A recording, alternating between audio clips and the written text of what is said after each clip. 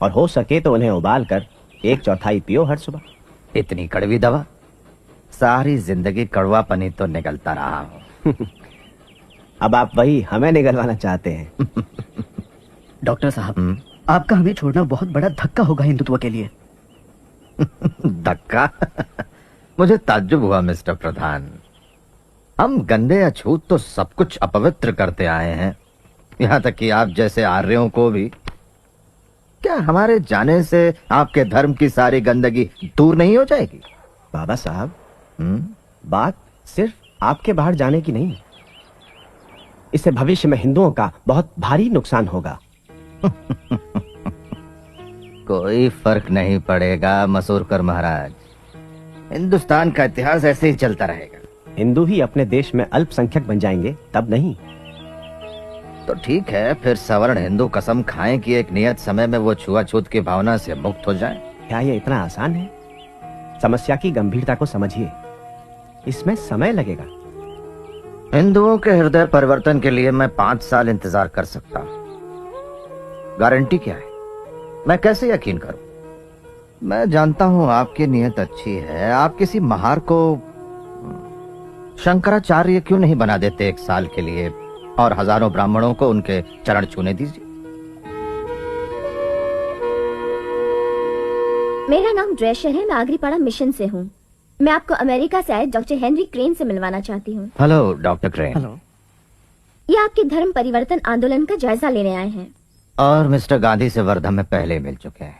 हाँ डॉक्टर आम्बेडकर, इस मामले में मैं बहुत से लोगों से मिला हूँ और मुझे पूरा यकीन है कि सिर्फ ईसाई धर्म के पास ही आपके सारे सवालों का जवाब है।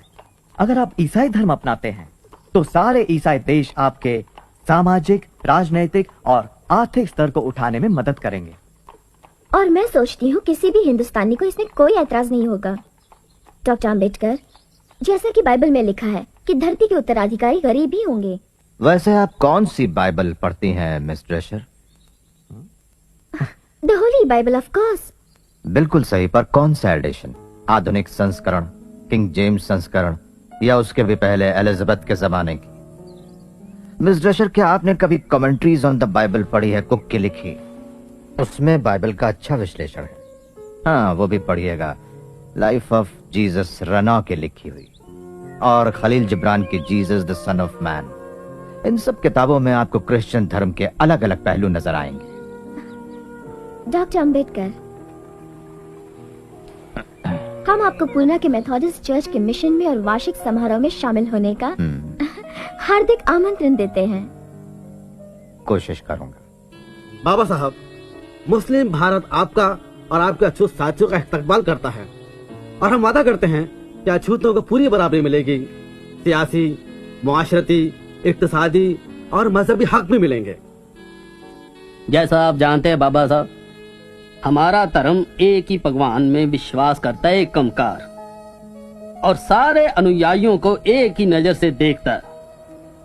पिछड़ी जाति के धर्म परिवर्तन के मामले में ये आपकी सारी जरूरतों को पूरा करेगा। महाबोधि सोसाइटी से ये टेलीग्राम आया है। डॉक्टर अंबेडकर, आप और आपके साथियों का बुद्ध धर्म स्वीकारने के लिए हार्दिक स्वागत, जो कि आसिया के बड़े भाग में फैला है।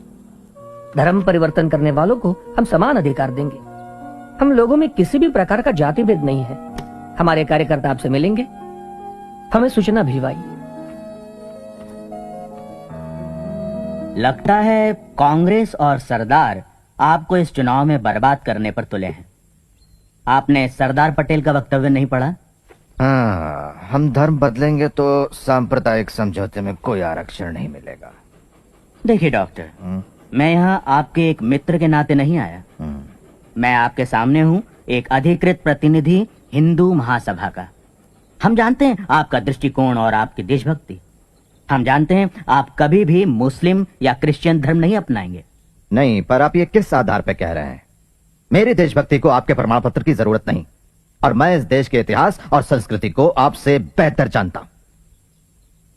हाँ, मेरा मानना है कि हमारे इन 2 धर्मों को अपनाने से राजनीतिक और सांस्कृतिक समीकरणों में बुनियादी फेरबदल आ जाएगी डॉक्टर मंजे। लेकिन इससे हमें क्या मतलब? हमें क्या फर्क पड़ता है इससे? डॉक्टर, हम अपना पूरा जोर लगा देंगे आपको आरक्षण दिलाने के लिए, भले ही आप सिख धर्म क्यों न अपना लें। हिंदू महासभा इसके लिए पूरी तरह वचनबद्ध होगी।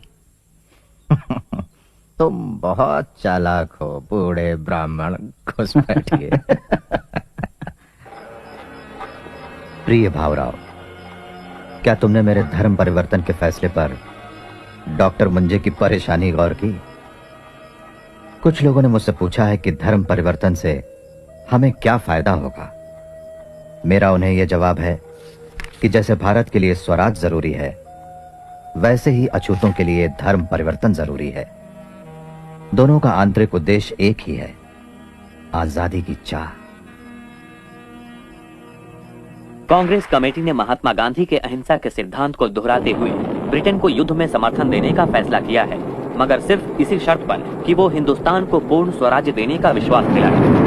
दूसरी तरफ डॉक्टर अंबेडकर का स्वतंत्र मजदूर पक्ष फैसिज्म के खिलाफ ब्रिटेन की लड़ाई को पूरा और बेशर्त समर्थन दे रहा है।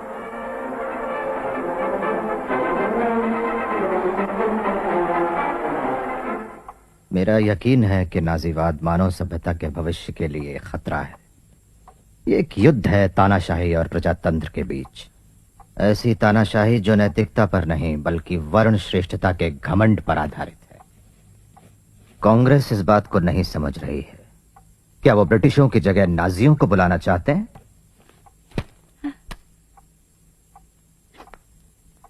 आप ठीक तो है ना मिस एप्स्टाइन? जैसा कि आप जानते हैं, मैं जू हूँ, जर्मनी की रहने वाली। मेरा परिवार अब भी वहां है। उनकी कोई खबर नहीं, वो कहीं छुपे हुए हों। मुझे फिक्र हो रही। मुझे आपसे हमदर्दी है। डॉक्टर अंबेडकर ने आज अपने विचार व्यक्त करते हुए कहा कि ब्रिटिश सरकार के साथ सत्ता बांटना। साथियों, नवोदय जब हम इस वीडियो को अधिक से अधिक शेयर करें।